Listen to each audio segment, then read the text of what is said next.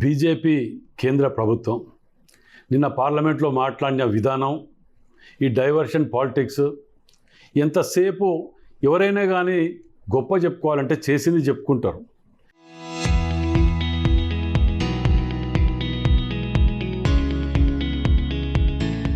కానీ వీళ్ళు ఎంతసేపు ఈ బీజేపీ వాళ్ళు ప్రాంతీయ తత్వాలు, కులమతాలు రెచ్చగొట్టుకుంటూ బతకటమే తప్ప వీరు ఎన్నడూ కూడా మేము దేశానికో, రాష్ట్రానికో, జిల్లాకో ఇది చేసినామని చెప్పుకోవడానికి ఏముండయి.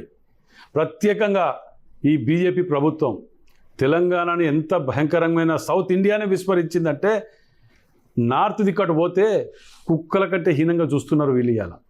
ఇక మరి కిషన్ రెడ్డి గారు, ఈ బండి సంజయ్ వీళ్ళు ఉన్నారు, వీళ్ళు ఈ ఇద్దరు మంత్రులు ఉన్నారు, కానీ అటు ఇటు కాని మంత్రులు వీళ్ళు దేనికి బనికి రారు. మేము తీసుకొచ్చి కొట్టాడికి తీసుకొచ్చాం చెప్పుకోవడానికి ఉండదు. వచ్చిరాని ఒర్రుడు కూడా తిరగటమే తప్ప వీళ్ళు పోతే అక్కడ కుక్కలు దేక అక్కడ వీళ్ళిద్దరిని, అది అక్కడి పరిస్థితి. అంతేకాకుండా ఇలా మహిళా బిల్లుని ఎవరు వ్యతిరేకిస్తాను? కాంగ్రెస్ పార్టీ పెట్టింది గతంలో. మీకు మర్చిపోతున్నారేమో, మీకు గుర్తు లేదా, లేకపోతే ఈ గ్లోబల్ ప్రచారాలు చేస్తున్నారు. మేము ఎప్పుడు కానీ మహిళా బిల్లుని వ్యతిరేకించలే.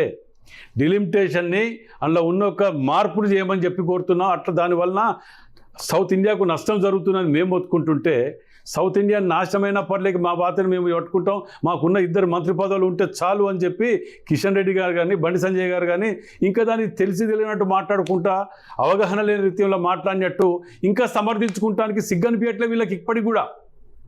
ఇవాళ మేము మహిళా బిల్లుని ఎక్కడ వ్యతిరేకిస్తాం? ఇవాళ రాష్ట్రపతిని ఇచ్చింది మహిళలు. మేము గతంలో ఎన్ని చేయాలనేది చేసింది మేము.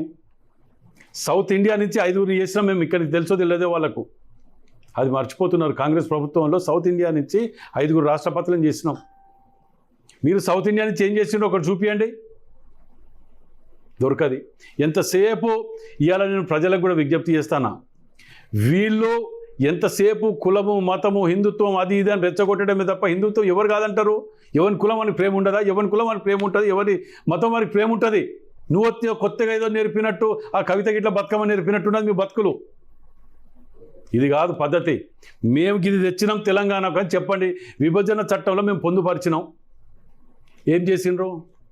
10 ఏళ్ళు ఉన్నారు కదా అధికారంలో, ఎందుకు తేలేకపోయినరు? ఆఖరికి వరంగల్ జిల్లాకి ఎయిర్పోర్ట్ మేము తెచ్చినాం, అండర్ గ్రౌండ్ అనేది మేము తెస్తా కూడా మేము తెచ్చినాం సంకలు గుద్దుకుంటారు. ఇక్కడ సిగ్గనిపించట్లే. మీరు తెచ్చేటోళ్ళు అయితే 10 ఏళ్ళలో తెచ్చేవాళ్ళు కదా.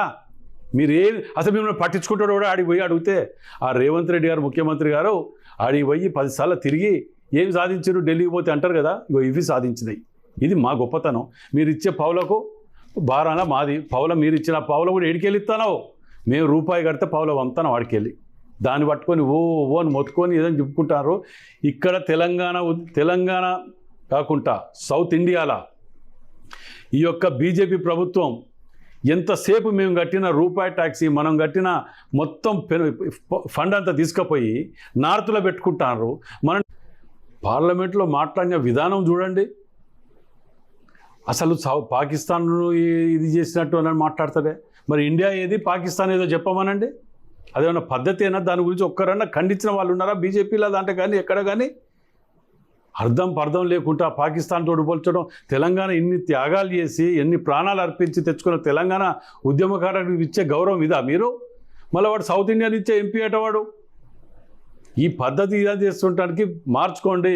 మీరు క్షమాపణ, బీజేపీ వాళ్ళు దీని మీద ఇండియా ఏదో పాకిస్తాన్ ఏదో చెప్పి దీని మీద క్షమాపణ చెప్పే వరకు మిమ్మల్ని ఎవరిని ఇక సౌత్ ఇండియాలో తిరగనియారు. ఒక అగ్నిగుండంగా మారే ప్రమాదం ఉన్నది. మీరు ఈ యొక్క డైవర్షన్ పాలిటిక్స్ చేపట్టి మీరు చేసిన తప్పుకు ఇవాళ తెలంగాణ నార్త్ సౌత్ వీడంతా ఉద్యమాలతో మళ్ళీ చుట్టుకునే ప్రమాదం ఉన్నది. మీరు చేసే కారణం మీరే.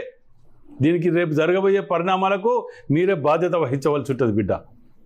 ఏమి ఆ బిల్లునని ఇది చేయటానికి సౌత్కు నష్టం జరుగుతుంది అని చెప్పి మనం చెప్పినందుకు దీన్ని అటెన్షన్ డైవర్ట్ చేయడానికి ఈ విధమైన మాటలు మాట్లాడతారా?